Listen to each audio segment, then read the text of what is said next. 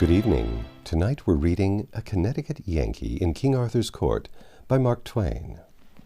Chapter 44, a postscript by Clarence. I, Clarence, must write it for him. He proposed that we two go out and see if any help could be accorded the wounded. I was strenuous against the project. I said that if there were many, we could do but little for them, and it would not be wise for us to trust ourselves among them anyway. But he could seldom be turned from a purpose once formed. So we shut off the electric current from the fences, took an escort along, climbed over the enclosing ramparts of dead knights, and moved out upon the field. The first wounded man who appealed for help was sitting with his back against a dead comrade. When the boss bent over him and spoke to him, the man recognized him and stabbed him. That knight was Sir Meliagrance, and as I found out by tearing off his helmet. He will not ask for help any more. We carried the boss to the cave and gave his wound, which was not very serious, the best care we could. In this service we had the help of Merlin, though we did not know it. He was disguised as a woman, and appeared to be a simple old peasant goodwife. In this disguise, with brown-stained face and smooth-shaven, he had appeared a few days after the boss was hurt, and offered to cook for us, saying her people had gone off to join certain new camps which the enemy were forming, and that she was starving. The boss had been getting along very well, and had amused himself with finishing up his record. We were glad to have this woman, for we were short-handed.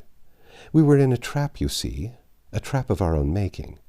If we stayed where we were, our dead would kill us. If we moved out of our defenses, we should no longer be invincible. We had conquered. In turn, we were conquered. The boss recognized this. We all recognized it. If we could go to no one of those new camps and patch up some kind of terms with the enemy. Yes, but the boss could not go, and neither could I, for I was among the first that were made sick by the poisonous air bred by those dead thousands. Others were taken down, and still others. Tomorrow is here, and with it the end. About midnight I awoke and saw that hag making curious passes in the air about the boss's head and face, and wondered what it meant. Everybody but the dynamo watch lay steeped in sleep. There was no sound. The woman ceased from her mysterious foolery and started tiptoeing toward the door. I called out, "Stop! What have you been doing?" She halted, and said with an accent of malicious satisfaction, "Ye were conquerors, ye are conquered. These others are perishing, you also. Ye shall all die in this place, every one except him. He sleepeth now, and shall sleep 13 centuries. I am Merlin." Then such a delirium of silly laughter overtook him that he reeled about like a drunken man, and presently fetched up against one of our wires. His mouth is spread open yet. Apparently he is still laughing. I suppose the face will retain that petrified laugh until the corpse turns to dust. The boss has never stirred, sleeps like a stone. If he does not wake today, we shall understand what kind of a sleep it is, and his body will then be borne to a place in one of the remote recesses of the cave where none will ever find it to desecrate it. As for the rest of us, well, it is agreed that if any one of us ever escapes alive from this place, he will write the fact here, and loyally hide this manuscript with the boss, our good, dear chief, whose property it is, be he alive or dead. The end of the manuscript. Final P.S. by M.T. The dawn was come when I laid the manuscript aside. The rain had almost ceased. The world was grey and sad. The exhausted storm was sighing and sobbing itself to rest. I went to the stranger's room and listened at his door, which was slightly ajar. I could hear his voice, and so I knocked. There was no answer, but I still heard the voice. I peeped in. The man lay on his back in bed, talking brokenly but with spirit, punctuating with his arms, which he thrashed about, restlessly, as sick people do in delirium. I slipped in softly and bent over him. His mutterings and ejaculations went on.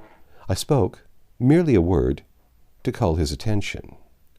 His glassy eyes and his ashy face were alight in an instant with pleasure, gratitude, gladness, welcome. "Oh, Sandy, you are come at last. How I have longed for you.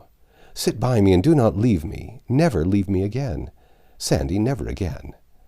Where is your hand? Give it me, dear. Let me hold it. There. Now all is well. All is peace, and I am happy again. We are happy again. Isn't it so, Sandy?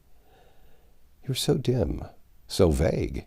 You must be but a mist, a cloud, but you are here, and that is a blessedness sufficient. I have your hand. Don't take it away. It is only for a little while. I shall not require it long." Was that the child? "Hello, Central." She doesn't answer. Asleep, perhaps? Bring her when she wakes, and let me touch her hands, her face, her hair, and tell her goodbye. Sandy? Yes, you are here. I lost myself a moment.